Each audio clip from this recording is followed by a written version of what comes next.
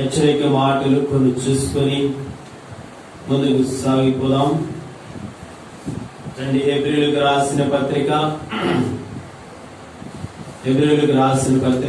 10వ అధ్యాయం. హెబ్రీయులకు రాసిన పత్రిక 10వ అధ్యాయం 5, 6, 7, 8 వచనాలు, 9 వచనాలు మనం అందరం కూడా కలిసి చదువుకుందాం. హెబ్రీయులకు రాసిన పత్రిక 10వ అధ్యాయము 5 నుంచి 9 వరకు అందరం కలిసి చదువుకుందాం. కాబట్టి ఆయన ఈ లోకమందు ప్రవేశించినప్పుడు ఇలాగ చెప్తున్నాడు, బలియు అర్పణయు కొనలేదు గాని నాకొక శరీరం అమర్చింది, పూర్ణ హోమములు పాప పరిహారములు నీకు ఇష్టమైనవి కావు. అప్పుడు నేను గ్రంథపు చుట్టూ నన్ను గూర్చి వ్రాయబడిన ప్రకారం, దేవా నీ చుట్టూ నెరవేర్చుటకు ఇదిగో నేను వచ్చున్నాను. బలులు అర్పణలు పూర్ణ హోమం పాప పరిహార బలులు నీవు కోరలేదని అవి నీకు ఇష్టమైనవి కావాలని పైన చెప్పిన తర్వాత ఆయన నీ చిత్తం నెరవేర్చుటకు ఇదిగో నేను వచ్చున్నాను చెప్పుచున్నాను. ఇవన్నీ ధర్మశాస్త్రం అర్పింపడుచున్నాను. ఆ రెండవ దాన్ని స్థిరపరచు, మొదటి దాన్ని కొట్టివేయుచున్నాడు. యేసుక్రీస్తు వారి మాటలు పౌరు భక్తులు హెబ్రీ సంఘానికి చెప్తూ ఎందు నిమిత్తం ఈ లోకానికి వచ్చాడో ఆయన చెప్తున్నాడు. 5వ వచనం చదవండి. 10వ అధ్యాయం హెబ్రీయులకు రాసిన పత్రిక. కాబట్టి ఆయన ఈ లోకమందు ప్రవేశించినప్పుడు ఇలాగూ చెప్తున్నాడు, బలియు అర్పణయు నీవు కోరలేదు గాని నాకొక శరీరము అమర్చితివి, పూర్ణ హోమములను పాప పరిహార బలులను నీకిష్టమైనవి కావు. అప్పుడు నేను గ్రంథపు చుట్టలో నన్ను గూర్చి వ్రాయబడిన ప్రకారం, దేవా నీ చిత్తము నెరవేర్చుటకు ఇదిగో నేను వచ్చి ఉన్నానంటిని. యేసుక్రీస్తు వారు ఈ లోకానికి వచ్చిన తర్వాత ప్రవేశించినప్పుడు ఆయనకు ఒక గ్రంథము చుట్టలో వ్రాయబడినది ఏమున్నదో అది చదువుతున్నాడు. దేవా నీ చిత్తము నెరవేర్చుటకు ఇదిగో నేను వచ్చి ఉన్నాను అంటున్నాడు. యేసుక్రీస్తు ఈ లోకానికి ఎందు నిమిత్తం వచ్చినా అంటే ఆయన చిత్తమును నెరవేర్చడానికి వచ్చి ఉన్నాడు. 9వ వచనంలో కూడా 10వ అధ్యాయం 9వ వచనంలో కూడా మనం చూస్తున్నాం అదే మాట. 9వ వచనం, ఆయన నీ చిత్తము నెరవేర్చుటకు ఇదిగో నేను వచ్చి ఉన్నానని చెప్పుచున్నాడు. ప్రభువైన యేసుక్రీస్తు వారు మాట్లాడుతున్న మాటలు, నీ చిత్తము నెరవేర్చడానికి వచ్చి ఉన్నాను. యేసుక్రీస్తు వారు ఏ విధంగా వచ్చి ఆయన చిత్తాన్ని నెరవేర్చి ఉన్నాడో మనము కూడా అదే మాదిరిగా ఆయన చిత్తాన్ని నెరవేర్చాలి. ఆయన చిత్తాన్ని నెరవేర్చడానికి వచ్చి ఉన్నాం. అక్కడ ఒక మాట చెప్తున్నాడు, ఏమనంటే బలియు అర్పణయు నీవు కోరలేదు కానీ నాకొక శరీరమును అమర్చితివి. నాకొక శరీరమును ఎక్కడ అమర్చాడు? ఎక్కడున్నప్పుడు అమర్చాడు చెప్పండి? ఎక్కడున్నప్పుడు అమర్చాడు? ఎక్కడున్నప్పుడు? మనం అందరం ఎక్కడున్నప్పుడు అమర్చాడు శరీరాన్ని? ఎక్కడ? తల్లి గర్భములో ఉంటున్నప్పుడు, 3వ నెల రాగానే పిండముగా ఉంటున్నప్పుడు ఆ పిండము అండం అవుతుంది. ఆ తర్వాత నెలలు పెరిగే కొద్ది దేవుడు ఏం చేస్తున్నాడంటే ఆ ఆత్మకు శరీరాన్ని ఇస్తున్నాడు. కాళ్ళు, చేతులు, ముక్కు, నోరు, తల, వెంట్రుకలు, నాలుక, లోపల అవయవాలన్నీ, నరాలు, నరాల పైన కండర భాగాలు, కండరం పైన చర్మ భాగము, ఇవన్నీ కూడా దేవుడు సిద్ధపరిచాడు. ఇదంతా క్రీస్తు గురించి వ్రాయబడిన మాటలు. ఆయన ఇదివరకు పరలోకంలో ఆత్మరూపిగా ఉన్నవాడు యేసుక్రీస్తు వారు. ఆయన ఏమన్నాడు? ఈ లోకములోనికి ప్రవేశించే ముందు తల్లి గర్భములో నాకొక శరీరమును అపరిచి ఉన్నావు, నాకొక శరీరాన్ని ఇచ్చావు కదా, ఆ శరీరంతో నేను ఈ లోకానికి ఎందుకు వచ్చాను? నీ చిత్తాన్ని నెరవేర్చడానికి నేను వచ్చానని క్రీస్తు వారు చెప్తున్నాడు. ఆయన దేవుని చిత్తాన్ని శరీరీతిగా ఉంటున్నప్పుడు నెరవేర్చి వెళ్ళిపోయాడు. అదే మాదిరి నీవు నేను తల్లి గర్భంలో శరీరాన్ని దేవుడు మనకు ఇస్తే, అప్పగిస్తే శరీరీతిగా ఇక్కడికి వచ్చి శరీరము ఆత్మ మనిషి రూపము కలిగిన వారమై మనుషులమై దేవుని దృష్టి ప్రకారంగా ఈ భూమి మీదకి వచ్చి నిలబడి బ్రతకగలుగుతున్నామంటే ఆయన ఇచ్చిన అవకాశాన్ని బట్టి శరీరాన్ని ఇచ్చి ఉన్నాడు. కాబట్టి ఆయన కొరకు బ్రతకాలని, ఆయన కొరకు జీవించాలని, ఆయన చిత్తాన్ని నెరవేర్చాలని కేవలం అందుకోసమే శరీరాన్ని అప్పగించాడు. నీ వచ్చావంటే గుర్తు పెట్టుకో, ప్రణాళిక ఉంది, చిత్తం ఉంది, నెరవేర్చాలి. కొంతమంది రాకపోవచ్చు, మరి లోపలే మరి చనిపోవచ్చు. బయటకు వచ్చిన తర్వాత కొంతకాలం 6 నెలలు 7 నెలలు సంవత్సరం ఉంటే కొంతమంది పిల్లలు చనిపోతారు. దేవుడి చిత్తం తీసుకుంటాడు ఆయన. కానీ బ్రతికి పట్టగట్టగలిగి శరీరముతో భూమి మీద పెట్టాడంటే ఏదో చెయ్యాలి. ఏం చేయాలని మన చిత్తము నెరవేర్చుకోవడానికి మనకి రాలేదు ఈ శరీరం. దేవుని చిత్తం నెరవేర్చాలంట. ఏంటా దేవుని చిత్తం? ఈ శరీరంలో ఉన్నంత వరకు దేవుని చిత్తం నెరవేరుస్తూ ఉండాలి. ఆ తర్వాత దీన్ని విడిచిపెట్టి అమర శరీరం ధరించుకొని దేవుడి స్థలానికి వెళ్ళిపోవాలి. అది దేవుడు పెట్టిన నియమం, అది దేవుడు పెట్టిన ప్రణాళిక. మానవుడికి ప్రతి ఒక్కరు నియమించున్నాడు. అది కొంతమంది చేయవచ్చును, కొంతమంది చేయవచ్చును, చేయవచ్చు. చేసిన వారు పరలోకానికి వెళ్తారు, చేసిన వారు ఈ శరీరాన్ని విడిచిపెట్టాలి, మట్టిలో కలిసిపోతుంది. ఒక దినాన అమర శరీరం ధరించుకొని, అక్షయమైన శరీరం ధరించుకొని యేసుక్రీస్తు వారితో పాటు ఆయన ఉన్నపాటున ఉన్నవారైతే ఎత్తబడతారు. లేకపోతే ఒకవేళ ఆయన వచ్చే సమయానికి సమాధులు ఉంటున్న వారు అమర శరీరం ధరించుకొని ఎత్తబడడానికి అవకాశం ఉండదు. కాబట్టి ఈ శరీరంలో ఉన్నంత వరకు ఆయన చిత్తాన్ని నెరవేరుస్తున్నామా విశ్వాసులమైన మనము? మొట్టమొదటిగా ఆయన చిత్తం ఏంటో మనం చూడాలి. ఏంటి ఆయన చిత్తమైనది? ఏంటి ఆయన చిత్తం అంటే మొదటిగా మనం చేయవలసిన పని, రండి యోహాను సువార్త. ఏంటి ఆయన చిత్తము? మొదటి చిత్తము యోహాను సువార్త 6వ అధ్యాయము 40వ వచనం చదువుకుందాం. యోహాను సువార్త 6వ అధ్యాయం 40వ వచనం చదవండి. కుమారుని చూచి ఆయన యందు విశ్వాసం ఉంచు ప్రతివాడును నిత్య జీవం పొందుటయే ఆయన తండ్రి చిత్తము. మొదటిది ఏంటంటే యేసు క్రీస్తు వారిని చూచి విశ్వాసం ఉంచి, కుమారుని చూచి ఆయన యందు విశ్వాసం ఉంచు ప్రతివాడును నిత్య జీవం పొందుటయే. అంటే ఈ లోకానికి వచ్చిన తర్వాత శరీరంలో మనము నింపబడి ఉన్నాం.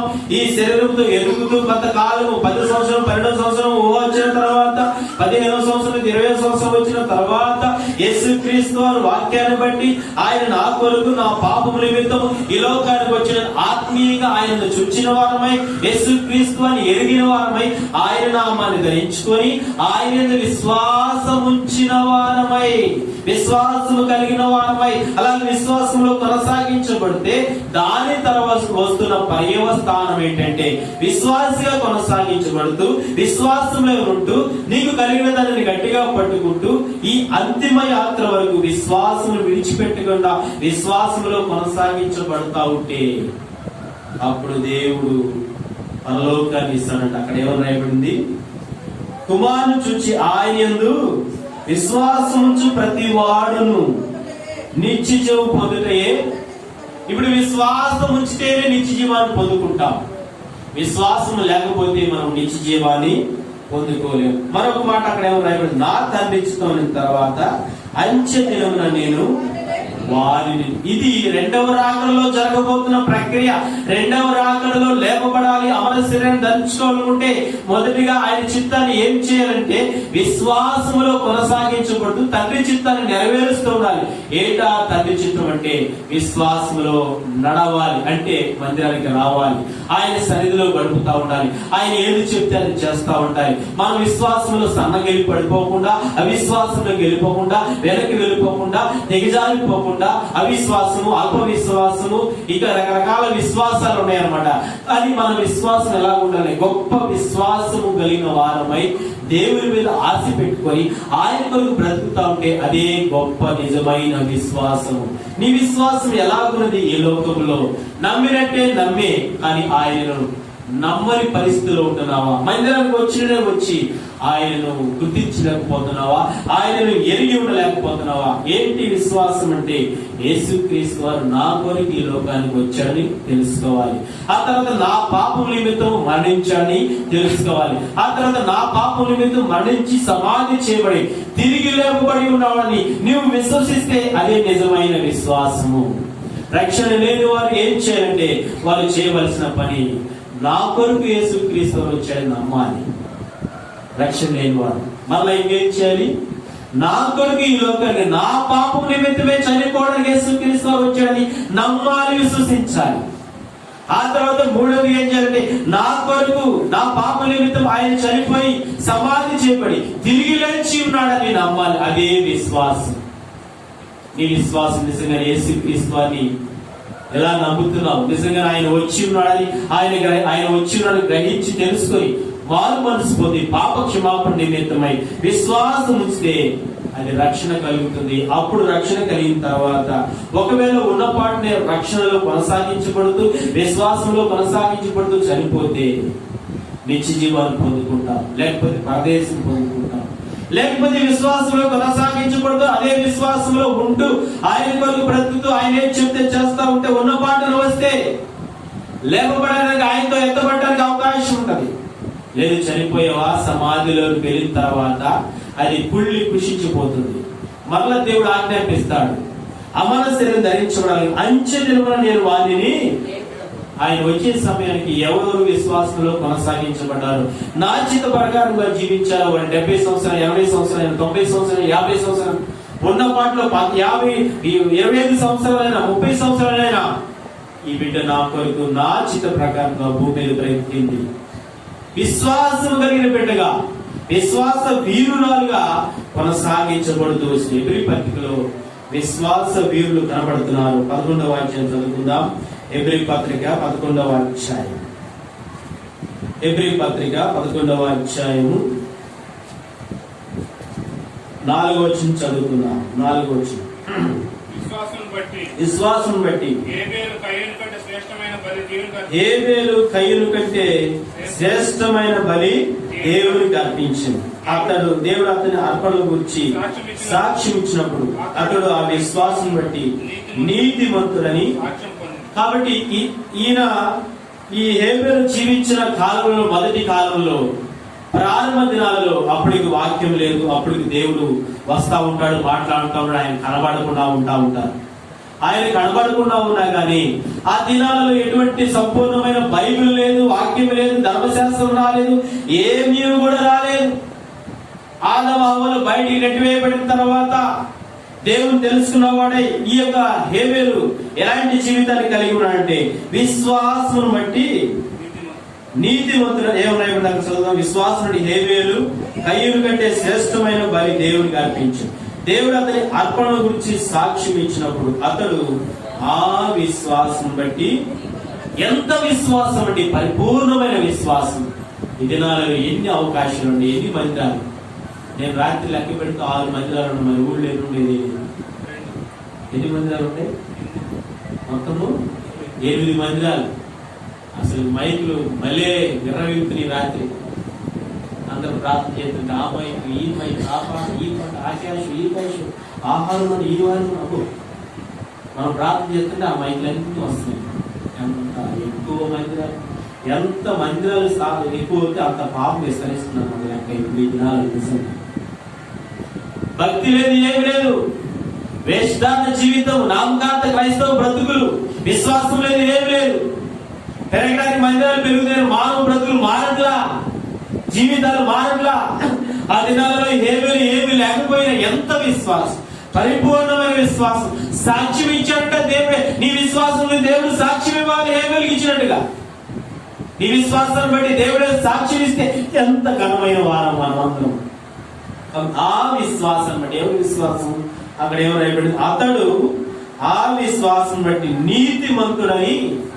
విశ్వాసం అంటే నీతిమంతుడు, విశ్వాసం అంటే మంచితనం కలిగిన వాడు, విశ్వాసం అంటే పరిశుద్ధుడు, విశ్వాసం అంటే పరలోకానికి వారసుడు, విశ్వాసం అంటే నీతిమంతురాలు, విశ్వాసం అంటే యాజక సమూహాన్ని కలిగిన వారమే. కాబట్టి నీ విశ్వాసం ఇలాంటి ఏబిల్ లాంటి వీళ్ళందరూ చాలా మంది వీళ్ళందరూ కనబడుతున్నారు. వీళ్ళందరూ కూడా యేసుక్రీస్తు రాకపురం పాత నిబంధన గ్రంథంలో మొదటి సంవత్సరాలలో వీరి గురించి రాయబడిన మాటలు. ప్రతి ఒక్కరి గురించి విశ్వాసం బట్టి హానుకు, విశ్వాసం బట్టి శారా, విశ్వాసం బట్టి అబ్రహాము, విశ్వాసం బట్టి ఇస్సాకు, విశ్వాసం బట్టి దెబోరా, బారాకు, సంసలు అందరూ కూడా వస్తారు. మన విశ్వాసం ఎలా దేవుని చిత్తాన్ని నెరవేరుస్తూ ఉండాలి. ఏదైనా బాధ ఇబ్బంది వస్తే విశ్వాసంలో సన్నగిలిపోవడం. నీ దగ్గర విశ్వాసం ఉంటే ప్రతి ఆదివారం వస్తాం, నీ దగ్గర విశ్వాసం ఉంటే ప్రతి వార కార్యక్రమంలో వస్తాం, నీ దగ్గర విశ్వాసం ఉంటే దేవునికి ఇస్తాం, నీ దగ్గర విశ్వాసం ఉంటే పరిపూర్ణమైన పరిచయంలో పాల్గొంటాం. అసలు విశ్వాసం లేదా సన్నగిలిపోయావు, అల్ప విశ్వాసం, అవిశ్వాసం ఇవన్నీ కలిగి ఉంటే దేవునికి దూరం అయిపోతాం. కాబట్టి చాలా మంది ఎందుకు మానుకుంటున్నారంటే ఆదివారం వాక్యాన్ని కొంతమంది తట్టుకోలేక, వాక్యం వస్తున్నప్పుడు సర్దిద్దుపడలేక, వాక్య విషయంలో ఎదగలేక, వారు పరిపూర్ణమైన విశ్వాసం కలిగిన వారుగా లేకపోవడం ద్వారా ఆబ్సెంటీస్ జరుగుతూ ఉన్నాయి. నిజమైన విశ్వాసం అంటే మనం దేవుని సన్నిధిని విడిచిపెట్టాం. కాబట్టి దేవుని చిత్తం ఇక్కడ రాయబడిన ప్రకారంగా మొదటిగా విశ్వాసం కలిగిన వారమై ఆయన చిత్త ప్రకారంగా ఆ విశ్వాసంలో కొనసాగించబడుతూ హేబేలాగా జీవిస్తూ ఉంటే మనం హేబేలు ఏ విధంగా ఆయన పరదేశంలోకి వెళ్ళి నెమ్మది పొందుతూ వచ్చాడు, అలాగే మనము కూడా ఆయన విశ్వాసంలో కొనసాగించబడుతూ ఉంటే, యేసుక్రీస్తు విశ్వాసంలో కొనసాగించబడుతూ ఉంటే అలాగే మనము ఆ నిత్య జీవాన్ని పొందుకుంటాం. కాబట్టి విశ్వాసాన్ని విడిచిపెట్టబాకు. ఏ సంవత్సరం వచ్చినా, ఎప్పుడు వచ్చినా, ఎలాంటి పరిస్థితులు వచ్చినా, ఆయుష్కాలం తీరిపోతున్నా, ముసలివాడమైనా, ఎలాంటి పరిస్థితులు వచ్చినా, ఒకవేళ మంచం మీద రాలేక అది వేరే విషయము. నువ్వు కదులుతున్నప్పుడు, నడుస్తున్నప్పుడు దేవుని మందిరానికి వచ్చి విశ్వాసంలో కొనసాగించబడాలి. మొదటిగా విశ్వాసంలో నువ్వు కొనసాగించబడితే దేవుని చిత్తాన్ని నెరవేర్చినట్లు లెక్క. రెండవది చూద్దాం ఆయన చిత్తం ఏంటో. మొదటి దేశంలోకి రాసిన పత్రిక 4వ అధ్యాయం 4వ వచనం. మొదటి దేశంలోకి రాసిన పత్రిక 4వ అధ్యాయం 4వ వచనం. నీలో ప్రతివాడును అన్ని జనుల వలె కామాభిలాష యందు కాక పరిశుద్ధ యందును ఘనత యందును తన ఘటమును ఎట్లు కాపాడుకొనవలెనే అది ఎరుగుండుటే దేవుని చిత్తము. ఏంటి దేవుని చిత్తం అంటే వారి ఘటములను కాపాడుకుంటా ఉంటే అది దేవుని చిత్తము. ఎట్లాగా కాపాడుకుంటూ పరిశుద్ధతను కలిగిన వారమై ఉండాలి. ఎందుకంటే అక్కడ రాయబడిన ప్రకారంగా యేసుక్రీస్తు వారు ఒక మాట చెప్పాడు. ఏమనంటే ఎబ్రీ పత్రికలో నాకొక ఎవరు రాయబడింది అక్కడ యేసుక్రీస్తు వారు చెప్తున్న మాట ఎబ్రీ పత్రికలో 10వ అధ్యాయంలో, నాకొక శరీరమును అమర్చితివి, నాకొక శరీరమును అమర్చావయ్యా. నేను భూమి మీద బ్రతికినంత కాలము, ఈ శరీరంలో ఉన్నంత వరకు నా ఘటమును నేను కాపాడుకోవడానికి నిష్ట కలిగిన వాడినాయి, పరిశుద్ధతను కాపాడుకోవటంలో నిష్ట కలిగిన వాడినాయి. ఈ శరీరంతో పాపము చేయకుండా, ఈ శరీరంతో ధ్యానం చేయకుండా, ఈ శరీరంతో వ్యభిచారం చేయకుండా, ఈ శరీరంతో నీకు వ్యతిరేకమైన కార్యక్రమాలు చేయకుండా జాగ్రత్తగా జీవిస్తా ఉంటే అప్పుడు ఆయన చిత్తాన్ని నెరవేర్చినట్లు లెక్క. కాబట్టి ఈ యొక్క శరీరంలో ఉన్నంత వరకు మనం అందరం కూడా ఎలా జీవిస్తూ ఉండాలి. మరొకసారి చదువుదాం మాట. ఏమన్నా ఉంది మొదటి దశలోకి రాసిన పత్రిక 4వ అధ్యాయం 4వ వచనం. మీలో ప్రతివాడును దేవుని ఎరుగని అన్ని జనుల వలె కామాభిలాషల యందు కాక పరిశుద్ధత యందును ఘనత యందును తన ఘటమును ఎట్లు కాపాడుకొనవలెను.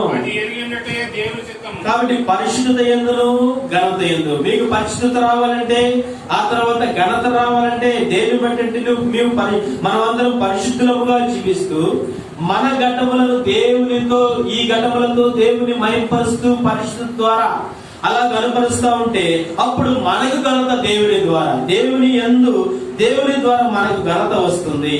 అంటే ఇక్కడ ఘనత యందును తన ఘటమును ఎట్లు కాపాడుకొనవలెనో అది ఎరుగునటే దేవుని చిత్తము. దేవుని చిత్తం ఏంటంటే తన ఘటములను కాపాడుకుంటూ ఉండాలి.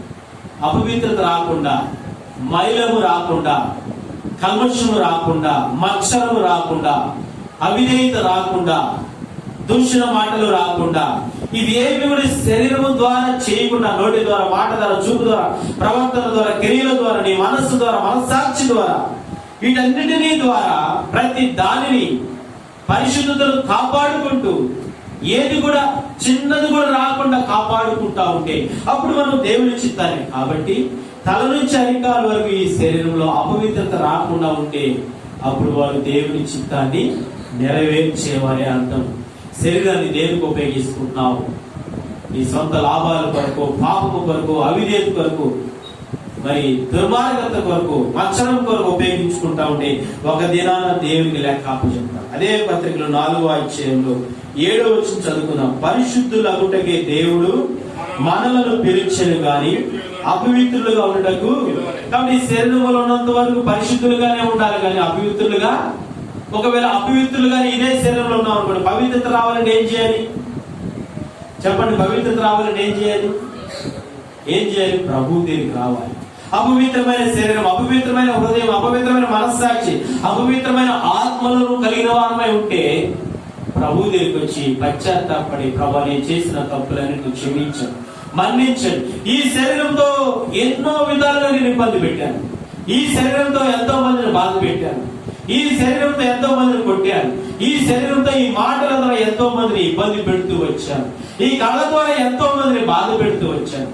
ప్రభు నాకు ఒక శరీరాన్ని అమర్చావు, కానీ నేను ఇప్పటి వరకు కూడా అపవిత్రుడుగానే ఉన్నాను, దయతో నన్ను క్షమించి కనికరించాను. ప్రభువుని అడిగితే ప్రభు క్షమించి మన శరీరాన్ని కడిగి పవిత్రపరుస్తారు. కాబట్టి అందుకని ఇక్కడ పరిశుద్ధులు అవ్వడానికి దేవుడు మనను పిలిచెను గాని అపవిత్రులుగా ఉండటకు దేవుడు మనను పిలవడు. ఎందుకు పిలిచాడు చెప్పండి? పరిశుద్ధులుగా, ఎప్పటికప్పుడు పరిశుద్ధ, అందుకని సిద్ధపాటుకోడిగా, సంఘ ప్రార్థన, ఉపవాస కోడికలు, ఆలయ ప్రియులు, ఎప్పటికప్పుడు వాక్యం ద్వారా సరిదిద్దపడాలి. ఎప్పటికప్పుడు వాక్యం ద్వారా మనం బ్రతుకులను మార్చుకొని సరిదిద్దుకొని దేవుడి దగ్గరికి వచ్చి ఆయన రక్త ప్రోక్షణ ద్వారా. ఇంట్లో ఉంటే ఏం పరిశుద్ధత రాదు. దేవుని సన్నిధికి వచ్చి ఆయన వాక్యము వెల్లడి అగుడుతుంది, వెలుగు కలుగుతుంది, చీకటి పారిపోతుంది. వాక్యం ఎప్పుడైతే వింటున్నావో నీ చెవులోకి, హృదయంలోకి వెళ్తుందో చీకటి ఏమైపోతుంది? పారిపోతుంది, చీకటి పారిపోతుంది. నీ వాక్యములు వెల్లడి అగుడతోడనే ఏం కలుగుతుంది? వెలుగు కలుగుతుందా? వెలుగు పవిత్రతకు సాదృశ్యం. చీకటి దేనికి సాదృశ్యం చెప్పండి? అపవిత్రతకు సాదృశ్యం, పాపానికి సాదృశ్యం. వాక్యానికి విలువిస్తున్నావా? వాక్యానికి మనం విలువిస్తా ఉంటే, ఆ వాక్యాన్ని స్వీకరిస్తా ఉంటే ఈ శరీరం కాపాడబడదు. పరిశుద్ధ యందు, ఘనత యందు మనం నిమగ్నులుగా ముందుకు సాగిపోతాం. కాబట్టి ఒక ఆయన అలాగే తన శరీరాన్ని కాపాడుకుంటూ వచ్చాడు. ఆదికాండంలో చూడాలండి, ఆదికాండం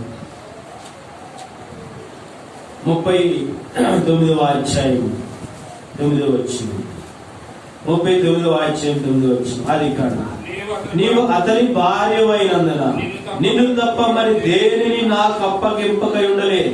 కాబట్టి నేనెట్లు ఇంత ఘోరమైన దుష్కారం చేసి దేవునికి విరోధముగా పాపము కట్టుకొందునని తన యజమానుని భార్యతో అంటున్నాడు. ఏసేపు ఈ సందర్భంలో ఈ శరీరంతో నేను పాపము చేసి దుర్మార్గుడై దేవుని దృష్టికి ఘోరమైన పాపము చేస్తే నేను ఎంత అపవిత్రమైన స్థితిలోకి వెళ్తాను అని అంటున్నాడంటే గ్రహించాడు, తెలుసుకున్నాడు. ఈ వాక్యం రాకపోవడం, ధర్మశాస్త్రం రాకపోవడం, ఈ యేసేపు గ్రహించాడు. నా ఘటనలో ఎట్లా కాపాడుకోవడం ఆయన తెలుసుకొని, మనస్సులో తెలుసుకొని జాగ్రత్తగా కాపాడుకుంటూ పరిశుద్ధ యందు, ఘనత యందు నిమగ్నుడై ఎంతో ప్రయాసపడుతూ ఎప్పటికప్పుడు జాగ్రత్తగా జీవిస్తూ వచ్చాడు యేసేపు. ఆ జీవితం మనం కావాలి. దీని ద్వారా ఏదో విధంగా పాపము చేయవచ్చు. ఏ విధంగా చేస్తున్నావో ఒకసారి పరిస్థితి చేసి, ఈనాటి వరకు, ఈ వారంలో, ఈ నెలలో, పోయిన నెలలో, పోయిన సంవత్సరాలలో ఈ శరీరముతో ఎన్నిసార్లు ఆయన దృష్టికి పాపము చేస్తూ వచ్చాము. అడుగు దేవుడిని, పశ్చాత్తాపడు, దేవుడు సహాయం చేస్తాడు. నేను అంటున్న మాటలు ఎట్లా ఉన్నాయంటే, నా దేవుడి దృష్టికి ఇంత ఘోరమైన దుష్కారం చేసి ఆయన దృష్టి నేను ఘోరమైన పాపము చేసి ఆ పాపము కట్టుకొందును, నాకు ఇంత అవసరం లేదు. గ్రహించాడు ముందుగా. నా శరీరాన్ని నేను కాపాడుకోను. ఎందుకంటే ఈ శరీరాన్ని కాపాడుకుంటే ఒక దినాన అమర శరీరం పొందుకుంటాను, ఆ దేవుడి స్థలానికి పొందుకుంటాను. ఒక విశ్వాసం కలిగిన వాడే యేసు జీవిస్తూ వస్తున్నాడు. ఆ తత్వం మనలో ఉందా? ఈ శరీరంతో ఒకవేళ నువ్వేది చేస్తున్నావో అది జ్ఞాపకం చేసుకొని సరిదిద్దబడి ప్రభు దగ్గరికి రావాలి. రెండవదిగా మన ఘటములను కాపాడుకుంటా ఉంటే అది దేవుని చిత్తాన్ని నెరవేర్చినట్లు లెక్క. మూడోది చూద్దాము రండి. మూడోదిగా ఏంటి ఆయన చిత్తం అంటే దశలోనికి రాసిన మొదటి పత్రిక 5వ అధ్యాయం 16వ వచనం చదువుకుందాం. దశలోనికి రాసిన మొదటి పత్రిక 5వ అధ్యాయము. ప్రతి విషయమందును కృతజ్ఞతాస్తుతులు చెల్లించుడి. ఇలాగు చేయుట యేసుక్రీస్తునందు మీ విషయంలో దేవుని చిత్తం. దేవుని చిత్తం ఏంటో ఆయన చెప్తున్నాడు వాక్యానుసారం. మొదటిగా దేవుని చిత్తం ఏంటి చెప్పండి. మొదటిగా దేవుని చిత్తం ఏంటి? విశ్వాసం నుంచి ఆ విశ్వాసంలో నడుస్తా ఉంటే దేవుని చిత్తం. రెండవది, ప్రతివాడు తన ఘటమును కాపాడుకున్నట్టు అలా కాపాడుకుంటా ఉంటే అది దేవుని చిత్తం. మూడవదిగా దేవుని చిత్తం ఏంటంటే ప్రతి విషయమునందు కృతజ్ఞతలు చెల్లించుచు ఇలాగు చేయుట యేసుక్రీస్తునందు మీ విషయంలో. ఏంటి దేవుని చిత్తం అంటే ప్రతి విషయమునందు కృతజ్ఞతాస్తుతులు చెల్లించాలి. ప్రతి విషయంలో, ఏ విషయంలో, ప్రతి విషయం రాయబడింది. లేకపోతే మంచి విషయాలు వచ్చినప్పుడే కృతజ్ఞతాస్తుతులు చెల్లించాలని రాయబడింది. ఎవరు రాయబడింది అక్కడ? ఎవరు రాయబడింది అక్కడ? ప్రతి విషయంలో అంటే ప్రతి విషయంలో అంటే ఏంటి చెప్పండి. ప్రతి విషయంలో అంటే ప్రతి విషయంలో అంటే ప్రతి సందర్భం. ఇంకా చెప్పండి. ప్రతి విషయం అంటే ప్రతి పనిలో. ఇంకా ప్రతి విషయంలో అంటే ఏంటి? రోగం ఉన్నా లేకపోయినా మందిరానికి వస్తే కృతజ్ఞత. తర్వాత డబ్బులున్నా లేకపోయినా దేవుని కృతజ్ఞతలు చెల్లిస్తే అది దేవుని చిత్తం. ఇంకా చెప్పండి. ఏమండి? ఇంకా చెప్పండి. కష్టమైనా బాధ అయినా అది ఆనందమైనా ఏదైనా ఎలాంటి పరిస్థితుల్లో లాభమైనా నష్టమైనా రెండు ఉన్నా ఏది ఉన్నా కానీ లాభం ఉన్నప్పుడే మనోడు దేవునికి కృతజ్ఞతలు చెల్లిస్తారు. సంతోషం ఉన్నప్పుడే దేవునికి కృతజ్ఞతలు చెల్లిస్తారు. ఒకవేళ అదే సమయంలో కష్టాలు బాధలు ఇబ్బందులు వచ్చినప్పుడు అప్పుడు మనకి కృతజ్ఞతలు చెల్లించం కానీ ఇక దేవుడు మనకి గుర్తుకు రానే రాడు. అంటే ఇప్పుడు మన పరిస్థితి ఎట్లా ఉందంటే రెండు విషయాలలో కృతజ్ఞతలు చెల్లించాలని దేవుడు వాక్యానుసారంగా ఆయన చెప్తున్నాడు. ప్రతి విషయం అంటే బాధలు, కష్టాలు, నష్టాలు, ఆనందాలు ఇవి ఏవి ఉన్నా గానీ ప్రతి విషయంలో కృతజ్ఞతలు చెల్లించాలి.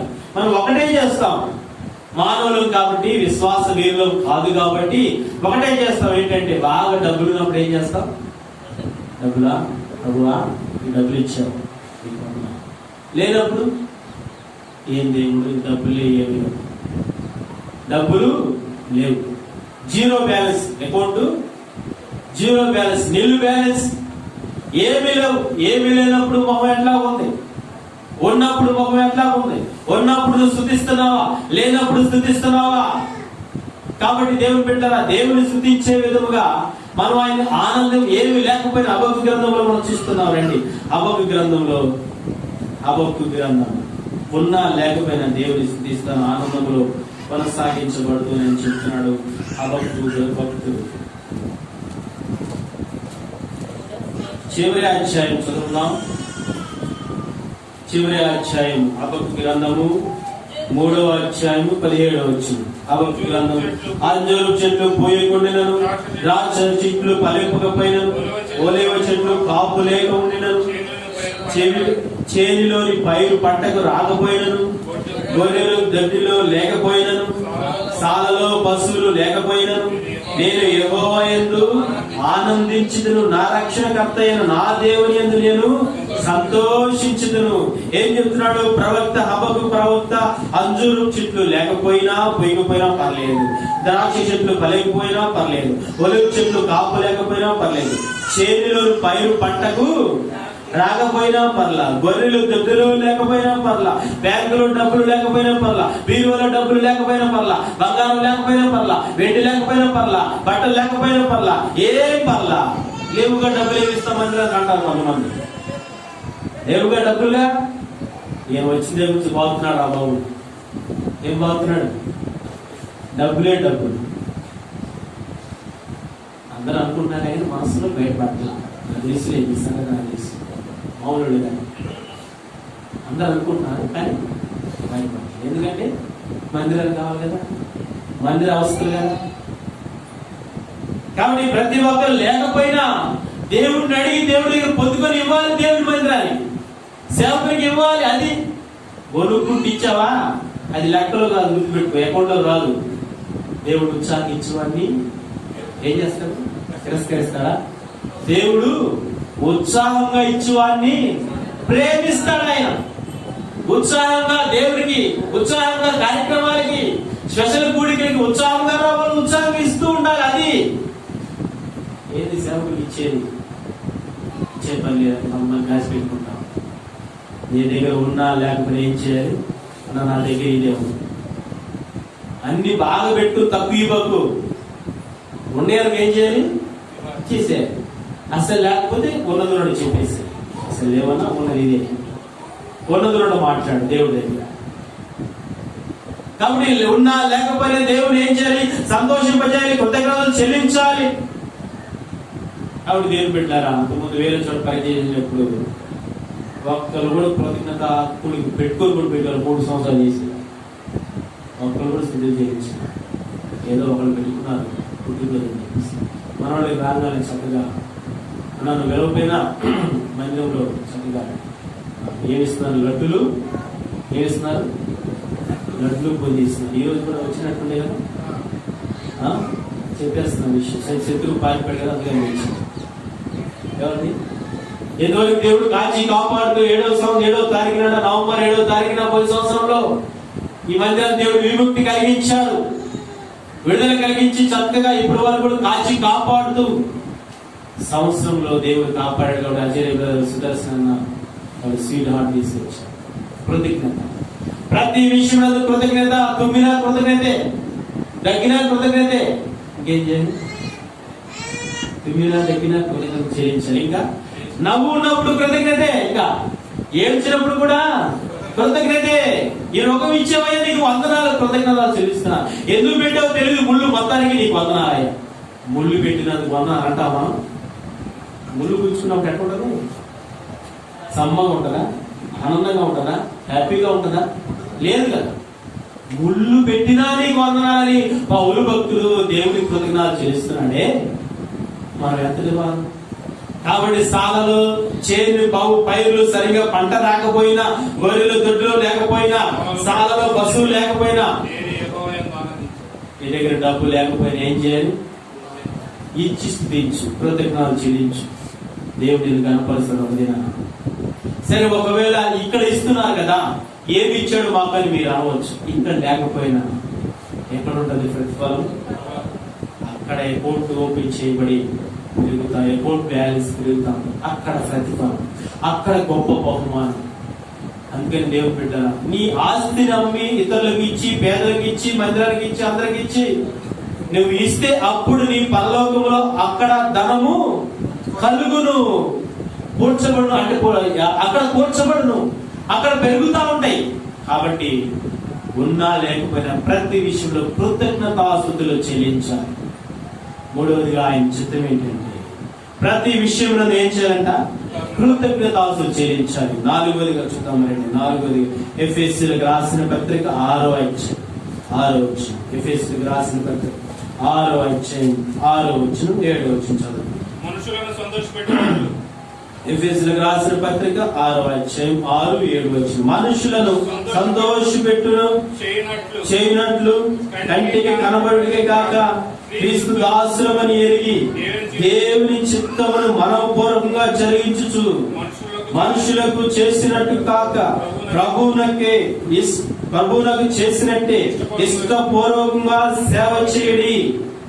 దేవుని చిత్తం ఏంటంటే ఇష్టపూర్వకంగా సేవ చేస్తే అది దేవుని చిత్తము, మనుషులకు కాదు. కానీ దేవునికి ఇష్టపూర్వకంగా సేవ చేయాలి, ఇష్టపూర్వకంగా దేవుని మందిరానికి తీసుకురావాలి, ఇష్టపూర్వకంగా అన్ని ఆయనకి సమర్పించుకోవాలి, ఇష్టపూర్వకంగా ఆరాధించాలి, ఇష్టపూర్వకంగా ప్రభు బలులు చేయాలి, ఇష్టపూర్వకంగా మందిరానికి రావాలి, ఇష్టపూర్వకంగా అందరితో పలకాలి.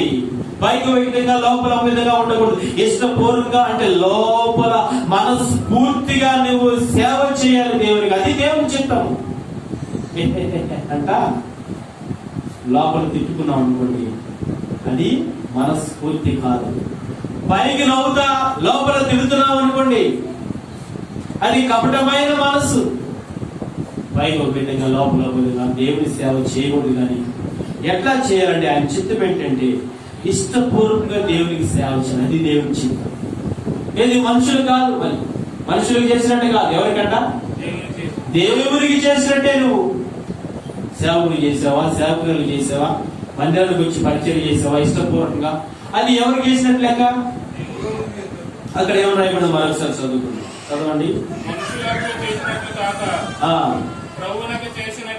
ప్రభువునకు చేసినట్లే ఇష్టపూర్వకంగా సేవ చేయాలి. మనుషులకు చేసినట్టు కాక ప్రభువునకు చేసినట్టు ఇష్టపూర్వకంగా సేవ చేయండి. ఇష్టపూర్వకంగా సేవ చేయాలంటే దేవునికి ఇష్టపూర్వకంగా, అలా ఇష్టపూర్వకంగా దేవునికి సేవ చేస్తే అది దేవుని చిత్తం. వంట వేయగల వీటిని పరిచయం చేస్తారు. ఏది నా పేరు ఎత్తాడు అన్నాం అనుకో, ఇష్టపూర్వకమైన సేవ. వారం గుడికల్లో మంగళవారం, గురువారం, శనివారం లేకపోతే పలానా వాళ్ళ పేరు చెప్పగానే దేవుడు నడిపించే ప్రకారంగా ఏం దేవుడు గుర్తురాలేదు, నేను గుర్తుకొచ్చినాకే అన్నాం అనుకో, అప్పుడేంటి ఇష్టపూర్వకంగా సేవ చేసినట్టు కాదు. చెప్పగానే సేవ చేస్తూ పరిచయం చేస్తున్నావా, అది ఇష్టపూర్వకమైన సేవ. చెప్పగానే బ్రదర్స్ చేస్తున్నారా, యవనస్తులు చేస్తున్నారా, ఆదివారం వచ్చి పరిచయంలో పాల్గొంటున్నారా, అది ఇష్టపూర్వకమైన సేవ. చెప్పగానే సేవకులు చెప్పగలి ఇస్తున్నారు. నిజంగా మీరు అందరూ కూడా ఎంతో గొప్ప గనులు. ఇన్వెంటర్ కూడా ఇచ్చారు కదా, మొత్తానికి 13,600 లక్షలు. అది లెక్కలు చెప్తారు. ఏది లెక్కలు చెప్పుకుంటున్నాడు కొంతమంది అనుకోవచ్చు. ఒకరోజు చెప్తారు, సమయం వచ్చింది, దేవుడు అవకాశం ఉందని చెప్పేస్తారు. ఎంత మిగిలి ఎంత లక్ష్యం. ఇన్వెంటర్ కూడా ఎంతో ప్రేమ కలిగిన వారి ఇష్టపూర్వకంగా ఇస్తున్నారు. స్థలం చెప్పగల 67,000 వచ్చింది. స్థలం చెప్పగానే ఇష్టపూర్వకంగా ఇప్పుడు ఒక 5,000 వచ్చినాయి. 67 ఒక 5,000 అంతా 72,000 వచ్చింది స్థలానికి. దేవుడి కృప ద్వారా ఇంతగా వస్తే అనుకోలేదు, కానీ వచ్చింది. దేవుడు ఏం చేశాడు, వెనక నుండి తాపుతున్నాడు. నువ్వు వస్తావా, ఇస్తావా లేదు, ఇస్తావా లేదు, సేవకుడికి వెళ్ళిపో అని దేవుడు ప్రేరేపిస్తే మీరు అనుభవించారు. రేపు సోమవారం మీరంతా మరి క్లీన్ చేయాలన్నమాట. ఇష్టపూర్వకంగా ఏది చేసినా ఏం చేయాలి, అయిష్టంగా ఉండబాబు. ఇష్టపూర్వకంగా సేవ చేయాలి. ఇష్టపూర్వకంగా ఇవ్వు. ఒకవేళ లేకపోతే ఇవ్వకపోయిన పర్ల దేవుడు చూస్తున్నాడు. ఉంచుకొని ఇవ్వట్లేదంటే ఇష్టపూర్వకంగా కాదు. ఇష్టపూర్వకంగా సహాయం చేయి. మందిరానికి ఇష్టపూర్వకంగా పరిచయం చేయి. ఇష్టపూర్వకంగా మందిరానికి రా. చూడండి, ఒక కుటుంబం 4 వారాలు మానుకుంటారు, 3 వారాలు మానుకుంటారు, ఒక వారం మానుకుంటారు, ఒక వారం మానుకొని మరొక వారం వస్తున్నారు. ఇష్టపూర్వకంగా రాలేకపోతున్నారు. ఎన్నో ఆటంకాలు, ఎన్నో ఇబ్బందులు, కష్టాలు, నష్టాలు, ఏదైనా ఇబ్బంది రాగానే వెంటనే వారు దాంట్లో పడిపోయి సాతాన్ని ఎదిరించలేక మందిరానికి రాలేకపోతారు. ఇష్టం లేదు. ఇష్టం ఉంటే ఏం చేస్తారు, ఇష్టం ఉంటే ఉదయకాల సమయం లేచి రెడీ చేసుకుని పనులను రెడీ చేసుకుని తొందరగా నువ్వు దేవుని గడపడానికి వస్తే. ఇష్టం లేకపోతే ఏం వెళ్తామో ఈరోజు లేట్గా వెళ్దాం, ఒక 1/4 గంట లేటా మీరు, ఒక 1/4 గంట లేట్ లేదా ఒక 1/2 గంట లేట్ అనుకుంటారు. ఇష్టం లేకపోతే ఏం చేస్తారు, లేదా 1 గంట లేట్. ఆరాధన వర్తమానం అయిపోయింది, అది వెళ్దాం అనుకుంటున్నాం. ఆ తర్వాత ఆరాధన వర్తమానం అయిపోతుంది, ఈలోపు ఏదో ఒక ఆటంకం వచ్చేస్తారు. ఇష్టపూర్వకంగా ఇష్టం లేదు కాబట్టి ఇక ఆ బలవర్తమానం స్టార్ట్ చేయగలే మళ్ళీ ఏదో సమస్య వచ్చేది. చెవులు వెళ్దామని, కారు వేసేటప్పుడు వెళ్దామని చెప్పేసి ఎవరు చూడకుండా కళ్ళు మూసుకున్నప్పుడు వచ్చేసి కారు గీయడం అని నేను కూడా వచ్చాను. ఇష్టపూర్వకంగా, ఉత్సాహంగా, ఉజ్జీవంగా, ఉల్లాసంగా దేవుని సన్నిధికి రావాలి. ఇష్టం ఉంటేనే వస్తావు, ఇష్టం లేకపోతే రాదు కూడా. దేవుడి మీద నీకు ఇష్టం ఉందా? ఇష్టం ఉంటే మందిరానికి వస్తావు. దేవుడి మీద ఇష్టం లేకపోతే రావు కదా. దేవుడు ఇష్టం ఉన్నాడా లేదా అది గుర్తుపెట్టు. వాక్యం అంటే ఇష్టం ఉందా లేదా జ్ఞాపకం చేస్తాం. పాటలు అంటే ఇష్టం ఉందా లేదా జ్ఞాపకం చేస్తాం. సన్నిధి అంటే ఇష్టం ఉందా లేదా జ్ఞాపకం చేస్తాం. ఆయన సహవాసం అంటే ఇష్టం ఉందా లేదా జ్ఞాపకం. ఇష్టపూర్వకంగా సేవ చేస్తే అది దేవుని చిత్తము. 4వదిగా ఇష్టపూర్వకంగా సేవ చేయండి. దేవుడు మెచ్చుకుంటాడు. దేవుని చిత్తాన్ని మనము నెరవేర్చినట్లే. మొదటిగా ఏం చెప్పండి, దేవుని చిత్తము విశ్వాసం కలిగిన వారమై ఉంటే, విశ్వాసంలో కొనసాగించబట్టే దేవుని చిత్తం. రెండవది ఘట్టములను కాపాడుకుంటా ఉంటే, పరిశుద్ధులు ఘట్టములను కాపాడుకుంటా ఉంటే అది దేవుని చిత్తం. మూడవది, ప్రతి విషయమును కృతజ్ఞతలు చెల్లిస్తా ఉంటే అది దేవుని చిత్తం. నాలుగవది, ఇష్టపూర్వకంగా సేవ చేస్తా ఉంటే అది దేవుని చిత్తము. ఐదవది చూసి ముగించేద్దాము. మొదటి పేతురు రాసిన పత్రిక 3వ అధ్యాయం 17వ వచనం. మొదటి పేతురు రాసిన పత్రిక 3వ అధ్యాయం 17వ వచనం. దేవుని చిత్తం అలాగున్న యెడల కీడు చేసి శ్రమపడుట కంటే మేలు చేసి శ్రమపడుటే బహు మంచిది. దేవుని చిత్తం ఏంటంటే కీడు చేసి శ్రమపడుట కంటే మేలు చేసి. ఏంటి దేవుని చిత్తం అంటే? ఐదవది, కీడు చేసి శ్రమ పడన అవసరం లేదు, అది కరెక్ట్. కీడు చేస్తే ఎవరైనా కానీ శ్రమలు అనుభవిస్తారు. అపకారానికి ఏంటంట? ఉపకారం. కాబట్టి అపకారం చేసేవాడు తప్పనిసరిగా బాధలు, ఇబ్బందులు, కష్టాలు, శ్రమలు అనుభవించాల్సింది. కానీ వాక్యం ఏం చెప్తుందంటే ఇక్కడ రాయబడిన ప్రకారంగా మేలు చేసి ఏం చేయాలంట?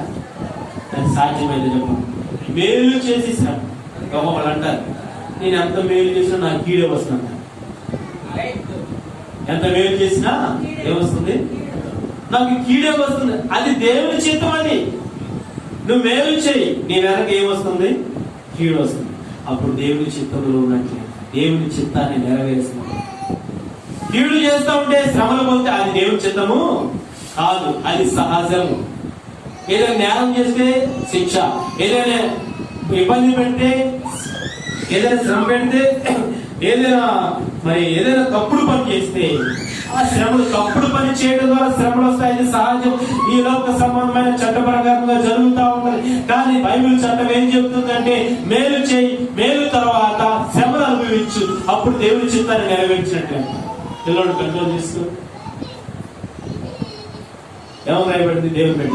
మరోసారి చదువుకుంటారా? దేవుని చిత్తం అలాగున్న యెడల కీడు చేసి శ్రమ పడుట కంటే మేలు చేసి శ్రమ పడుటే బహు మంచిది. అది దేవుని చిత్తం. మేలు చేసి శ్రమలు అనుభవిస్తున్నావా? ఎవరికైనా ఏదైనా నీకు నువ్వు సహాయం చేసినప్పుడు, ఆ సహాయం చేసినప్పుడు దాని తర్వాత వెంటనే ఏదైనా మరి కీడు వచ్చిందనుకోండి, ఆ మేలు చేసిన తర్వాత వెంటనే శ్రమ పొందుతున్నాం అనుకోండి, అది దేవుని చిత్తం నెరవేరుస్తున్నాం. దానికి ఉదాహరణలు మన ప్రభు అయిన యేసుక్రీస్తు. ఆయన ఈ లోకానికి వచ్చిన మనకి కీడు చేయడానికి రాలేదు. ఏం చేయడానికి వచ్చాడు? మేలు, పాప విముక్తి కలిగించడానికి వచ్చాడు.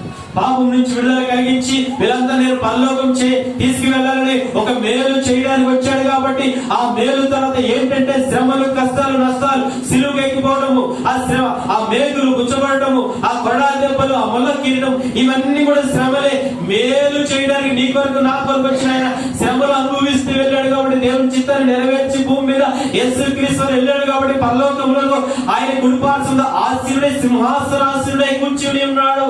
కాబట్టి ఈ లోకంలో ప్రతి ఒక్కరు మేలు చేయండి, శ్రమలు అనుభవించండి. యేసుక్రీస్తు అనగా అదే మాదిరి మనం కూడా చేస్తా ఉంటే పరలోకానికి వెళ్ళిపోతాం. దాని కొరకే వచ్చింది ఈ లోకానికి. దేవుని చిత్తం నెరవేర్చడానికి వచ్చాం. ఏంటి ఆయన చిత్తం అంటే? ఐదవదిగా మేలు చేసి. ఏమండి? మేలు చేసి శ్రమలు అనుభవించడం మాకు తగదండి. ఏదైనా కీడు చేసి శ్రమలు అంటే అది సహజంగా మా వల్ల కాదని అంటారా? అది యేసుక్రీస్తు వారు అప్పుడు ఎప్పుడు ఆయన చేశాడు, మా వల్ల మేము చేయలేమంటారా? ఇది చేయలేకపోతే మనం ఆయన మాదిరిని ఏం నేర్చుకున్నాం? ఆయన వల్ల లేనట్టే లెక్క. క్రీస్తు మాదిరిని ఎరిగిన వారమై కాదనమాట. ఎరిగిన వారం కానే కాదు, పూర్తిగా ఎరగలేదు. ఆయనను కలిగి ఉన్న ప్రతి ఒక్కరు ఆయన ఏ విధంగా చేసి వెళ్ళిపోయాడు? మేలు చేయడానికి వచ్చాడు. ఆ మేలు ఇవ్వడానికి వచ్చినప్పుడు ఆయనకు వస్తున్న ఆ బాధల శ్రమలు ఏంటంట? సిలువకు ఎక్కడం, సిలువకు బలైపోవటం, రక్తము కాల్చడం, దూషించబడటం, ఆ వస్త్రముల చెయ్యులన్నీ లాగివేయబడటం, తిట్టడం, ప్రతి ఒక్కరు దుర్భాషలు, రకరకాల మాటలు. ప్రతి ఒక్కరు ఆయన ఏం చేసాడు? దేనికోసం వచ్చాడు? అసలు దేనికోసం వచ్చాడు? మనకు పరలోకము ఇవ్వాలనే ఉద్దేశంతో వచ్చాడు. అదే మేలు. ఆ మేలును మనం పొందుకోవాలనే ఉద్దేశంతో వచ్చి కీడు, శ్రమలు, బాధలు, మేలు చేశాడు, తర్వాత కీడు. అలాగే మనం కూడా మేలు చేద్దాం, కీడు అనుభవించాం. ఎవరికైనా డబ్బులు ఇచ్చారు, ఎవరికైనా ఇచ్చాము, వాళ్ళు లేకపోతే ఏం చేయాలి? లేకపోతే చక్కా పట్టుకొని ఇచ్చి కృషికేదైనా ఇచ్చేంత వరకు ప్రార్థించి అవసరమైతే బాధ అనుభవించి ఇవ్వట్లేదు దేవుడికి అప్పచెప్పి అట్లా శ్రమపడు. కష్టాలు ఉన్నప్పుడు వాళ్ళ గుర్తులకు ఇవ్వకపోతే ప్రభుకి అప్పచెప్పు. వడ్డీతో సహా వసూలు చేసాం. ఏం పరిస్థితి? 1000 రూపాయల వడ్డీ ఎంత? ఏమండి? 20,000 వడ్డీ ఎంత? వడ్డీతో సహా వసూలు చేస్తున్నావా? జాగ్రత్త. కాబట్టి నువ్వు ఇచ్చిన, ఒకవేళ నువ్వు శ్రమ అనుభవించు, కీడు అనుభవించు, రాకపోయిన దేవుడు మరొక ద్వారా తెరిచిస్తాడు. అది నేను అనుభవపూర్వకం చెప్తాను. ఇచ్చిన వాళ్ళు నాకు కొంతమంది ఇవ్వాలి, ఎస్కేప్ ఇవ్వని కూడా ఎగ్గొట్టేశారు. ప్రభుగా చెప్పి ఎప్పుడైనా ఇస్తారో ఎదురు చూస్తున్నా. కాబట్టి అందుకని ఏది చేసినా నువ్వు సహాయం చేస్తే, నా వెనకే నేను మేలు చేస్తే శ్రమే వస్తున్నా అనుకుంటున్నావా? పొరపడకూడదు. అది కరెక్ట్. అది మేలు తర్వాత కీడు వస్తే వాక్య ప్రకారంగా మనం దేవుని చిత్తాన్ని నేను కానీ చెయ్యాలి, మేలు చేయాలి. కీడు చేయడానికి రాలేదు. మనం ఏం చేయడానికి వచ్చామని? కీడు చేయడానికి రాలేదు. ఏం చేయడానికి వచ్చాం? కాబట్టి కీడు వలన, రోమపత్రికలు ముగించేస్తాను. రోమపత్రిక కీడు వలన జయింపబడక అనే మాట చూస్తున్నాను. 12వ అధ్యాయం, రోమపత్రిక 12వ అధ్యాయం 21వ వచనం చదువుకుందాం. రోమపత్రిక 2వ అధ్యాయం, కీడు వలన జయింపబడక మేలు చేత కీడును, మేలు చేసిన తర్వాత కీడు నీకు వస్తే దాన్ని జయిస్తూ ఉండాలి. అది దేవుని చిత్తం. ఏ మేలు చేసినా. కాబట్టి సువార్త ప్రకటించేటప్పుడు ఎంతో మంది మహానుభావులు ఆ మాటలు చెప్తున్నప్పుడు, పత్రికలు పంచుకున్నప్పుడు ఏం చేస్తారు? కొంతమంది అనుచరులు, తెలియని వాళ్ళు, క్రీస్తుని అడిగిన వారు ఏం చేస్తారు? చంపలేకపోబడతా ఉంటారు. కొంతమంది చొక్కా లాగి కింద పడేస్తారు. కొంతమంది మన ఈ మధ్య సంవత్సరం క్రితం పేడ నీళ్లు వేసారు. ఆ తర్వాత ఈ మధ్య బీహార్లోనూ ఛత్తీస్గఢ్ యాసిడ్ పోసారు. యవనస్తులు కూడా చచ్చిపోయారు. దేవుని పని, దేవుని స్వార్థ మంచి మాటలు చెప్తుంటే మేలు కాదు. యాసిడ్ పోసి చంపివేశారు. సాతాను ప్రయోగం. మేలు చేసి కీడును అనుభవించారు. ఇప్పుడు వాళ్ళు చనిపోయి, ఆ వ్యక్తి చనిపోయాడు. యవనస్తులు ఎక్కడికి వెళ్ళిపోయాడు? దేశకి వెళ్ళిపోయాడు, పరలోకానికి వెళ్ళిపోయాడు. అలాగూ మనం ప్రయాసపడాలి, మేలు చేయడానికే ప్రయత్నం చేయాలి. ఒకవేళ మేలు చేస్తున్నప్పుడు వస్తున్న కీడులు, ఇవి దేవుని చిత్తం, నేను దేవుని చిత్తాన్ని నెరవేరుస్తున్నాను. కానీ ఇది ఎవరు చేయరు. కానీ అక్కడ రాయబడిన ప్రకారం పేతురులో మొదటి పత్రికలో మనకి చదువుకున్న, ఒకసారి చదువుదాం. ఇందాక చదువుకున్నా ఏముంది అక్కడ? మొదటి పాయింట్ నెరవేరుస్తూ ఉంటారు అందరూ. ఏంటంట?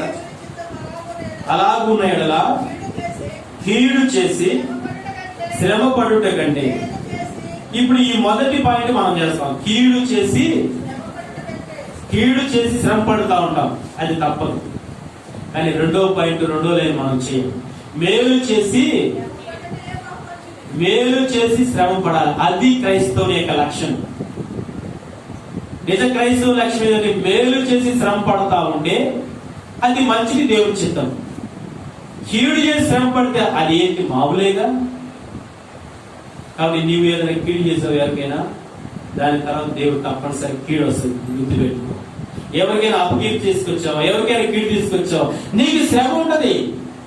అది సహజంగా దేవుడు పెడతాడు. కానీ దేవుడు మెచ్చుకునే విధంగా, ఆశీర్వాదకరంగా పరలోకానికి తీసుకుని వెళ్ళే విధంగా మేలు చేయి. దాని తర్వాత ఒకవేళ కీడు బాగా చేస్తుంటే, పరిచయం చేస్తుంటే, లేకపోతే బాగా ఇంట్లో పని చేస్తా ఉంటే, ఎంత పని చేస్తున్నా కానీ ఏం చేసింది అన్నారు అనుకోండి, ఇంకేంటి? పని చేసినంత ఏమైపోయింది? వృధా అయిపోయింది. బూడిదలో వేసినా, ఎంత కష్టపడి పని చేస్తున్నా ఏం చేస్తున్నా మొహం అన్నా అనుకోండి. అత్తలు అంటా ఉంటారు, వాళ్ళు ఏమంటారు? ఏం చేసావు? నీ మొహం చేసావు, ఉప్పు ఎక్కువైంది, కారం ఎక్కువైపోయింది, ఇంకేంటి అంటా ఉంటారు. అప్పుడు నీళ్ళు కూడా కోడలు ఏమంటారు? నీ మొహం నువ్వేం చేసావు? ఫస్ట్ నుంచి నేను రాకముందు ఉన్నావుగా, ఏం చేసావు నువ్వు అని కోడలు కూడా అంటారు. ఫస్ట్ నుంచి ఉన్నావు కదా. నీవే కలగబెట్టావు, ఫస్ట్ నుంచి ఉన్నావా, ఏం చేసావు, ఆస్తులు వేస్తలేదు, తినడానికి ఏమి లేదని కోడళ్ళు అంటారు అర్థం. అట్లా ఒకరికొకరు దుమ్మి పోసుకుంటా ఉంటారు. ఏం చేసాం? కాబట్టి మేలు చేసి, ఒకవేళ ఎన్ని అన్నా కానీ మేలు చేసిన తర్వాత కీడు అనుభవించాలి. దేవుని చిత్తం నెరవేర్చినట్లక దీవించబడతావు, ఆశ్రయించబడతావు. అత్తలారా కోడలు ఇచ్చిస్తున్నారా? కోడలారా అత్తలు ఇచ్చిస్తున్నారా? మామల్లారా కోడలు ఇచ్చిస్తున్నారా? గుర్తుపెట్టుకోండి, ఒక దిన దేవుడు ఎక్కడ నువ్వేం చేస్తున్నావు? కీడు చేయబాకు, మేలే చేయి. కోడలకి అత్తలకైనా మేలే చేయి, మేలే చేయి, మేలే చేయండి. కీడు అనుభవించండి, ప్రభు చిత్తం నెరవేర్చి పనిలోకి వచ్చారు. 5 విషయాలు ఏంటంటే దేవుని చిత్తం మొట్టమొదటిగా విశ్వాసంలో ఆయనను చూచి ఆయన నామమందు విశ్వాసించి పరలోకం పొందుతే దేవుని చిత్తం. అది మొదటి. రెండవది చెప్పండి, ఆయన వారి వారి ఘట్టములను కాపాడుకొనుటయే దేవుని చిత్తము. రెండవది. మూడవది ప్రతి విషయమునందు కృతజ్ఞతలు చెల్లించుటయే దేవుని చిత్తం. నాలుగవది ఇష్టపూర్వకంగా దేవుడికి సేవ చేస్తే దేవుని చిత్తం. 5వది మేలు చేసి శ్రమ అనుభవించే దేవుని చిత్తం. ఈ విషయాల్లో మనం ఎలా జీవిస్తున్నామో, దేవుని చిత్తాన్ని నెరవేరుస్తున్నామా లేదని మనం పరిశీలన చేసుకుందాం. మనం శ్రద్ధ బట్టి క్రీస్తు రక్త ప్రోక్షణ ద్వారా ప్రభు బలలు చేయగలరు. దేవుడి వాక్యం దీవించి మోకరించి 2 నిమిషాలు ఒప్పుకొని పశ్చాత్తాపడి ప్రభువును దేవుడు సహాయం చేయాలి.